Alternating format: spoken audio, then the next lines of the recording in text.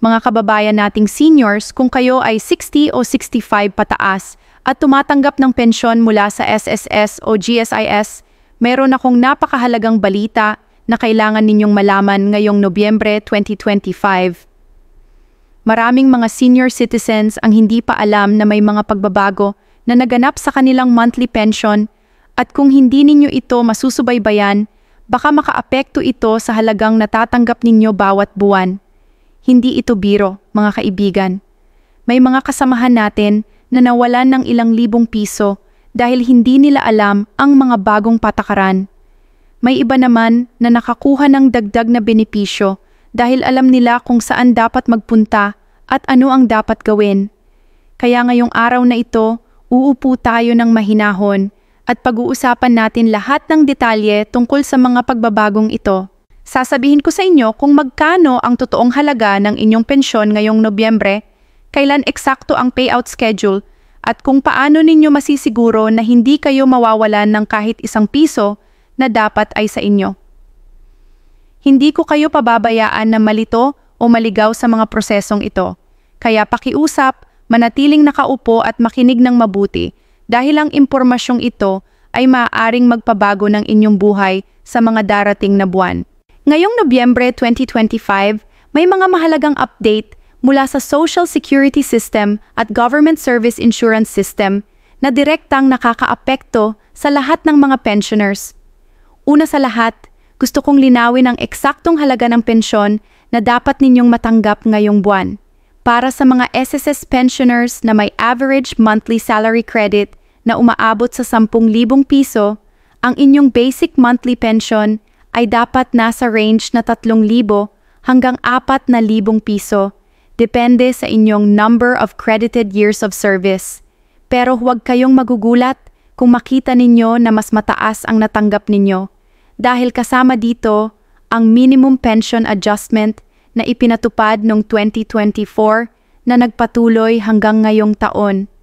Ang minimum monthly pension para sa SSS ay umabot na ngayon sa 3,500 piso para sa mga members na may hindi bababa sa 10 credited years of service at sampling dependents. Samantala, para naman sa GSIS pensioners, ang basic monthly pension ay kinakalkula base sa highest average salary at years of service, at karamihan sa mga retired government employees ay tumatanggap ng 5,000 hanggang 15,000 piso kada buwan, depende sa kanilang posisyon at length of service bago magretiro. Pero mga kaibigan, dito pumapasok ang mahalagang bahagi na maraming seniors ang hindi alam. May tinatawag na pension adjustment o cost of living allowance na automatic na dinaragdag sa inyong basic pension. Ngayong 2025, ang COLA ay umabot na sa 1,000 hanggang 2,000 piso, depende sa inyong pension bracket. Ibig sabihin, kung ang basic pension ninyo ay 4,000 piso, posible na ang actual na natatanggap ninyo ay 5,000 hanggang 6,000 piso kada buwan. Pero kailangan ninyong i-verify ito sa inyong pension slip o sa inyong online account. Maraming mga kasamahan natin ang hindi nag-check ng breakdown ng kanilang pensyon, kaya hindi nila nahahalata kung may kulang o mali sa kanilang natatanggap. Kaya ang unang tip ko sa inyo, bawat buwan, tingnan ninyo ang detalyadong computation ng inyong pensyon. Huwag kayong magtiwala lang sa total amount. Tignan ninyo kung nandoon ang COLA, kung nandoon ang 13th month equivalent, at kung nandoon ang iba pang allowances na dapat kasama. Ngayon, pag-usapan naman natin ang payout schedule ngayong Nobyembre 2025 dahil marami ang nalilito dito.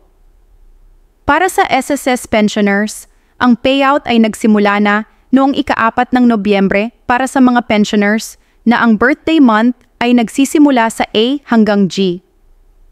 Kung ang inyong apelyido ay nagsisimula sa H hanggang M, ang inyong pensyon ay dapat na makuha ninyo mula ika-10 hanggang ika-15 ng Nobyembre.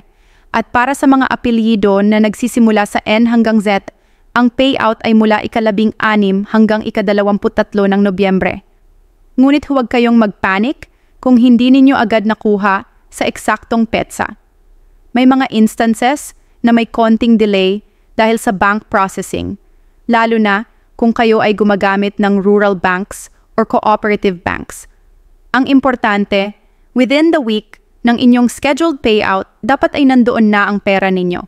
Kung lampas na ng 3 to 5 banking days at wala pa rin, kailangan na ninyong kontakin ang inyong branch o tumawag sa SSS hotline na 1455 para mag-inquire. Para naman sa mga GSIS pensioners, ang schedule ay medyo kakaiba. Ang GSIS ay naglalabas ng pension every 25th of the month, kaya ang Nobyembre pension ninyo ay dapat nang available mula Nobyembre 25. Pero may special rule para sa mga buwan na ang 25 ay weekend o holiday. Sa mga ganitong kaso, ang pension ay inaalyansa nila at inilalabas ng mas maaga, usually 1 banking day before.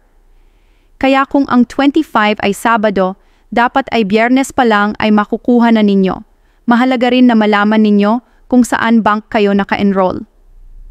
Ang GSIS ay may partner banks tulad ng Land Bank of the Philippines at DBP, at kung kayo ay naka-enroll sa iba pang banks, may possibility na may 1 to 2 days delay dahil sa fund transfer process.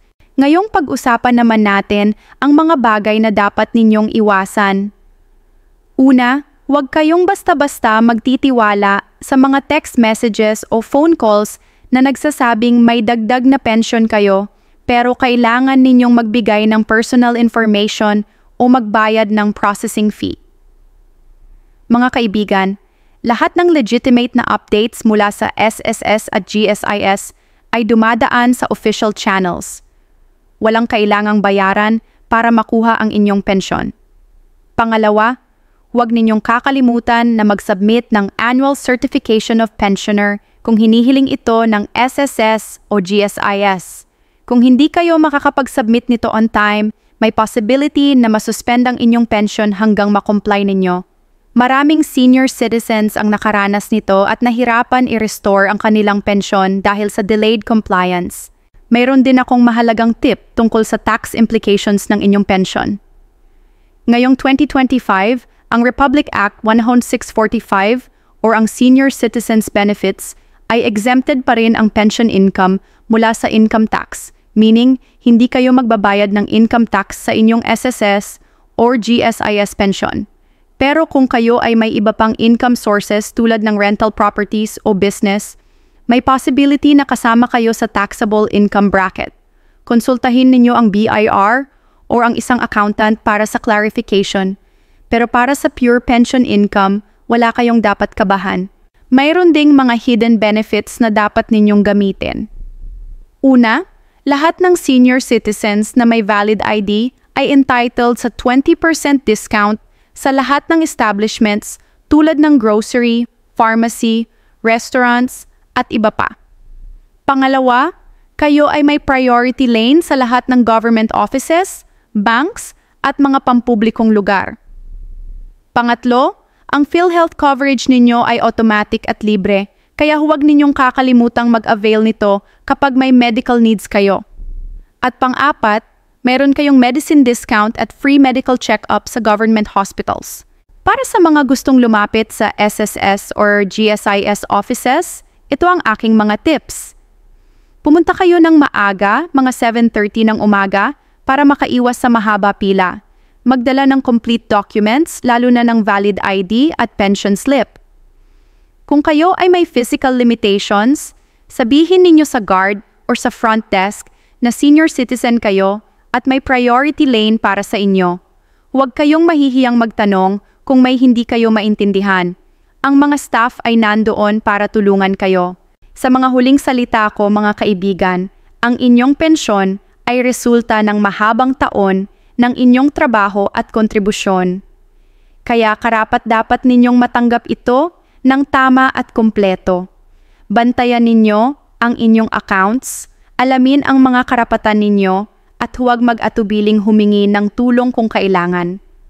Ang Nobyembre 2025 ay may mga pagbabago, pero kung alam ninyo ang detalye, hindi kayo maliligaw. Ingatan ninyo ang inyong kalusugan at ang inyong kinabukasan. Maraming salamat sa pakikinig at naway makatulong ang impormasyong ito sa inyong lahat.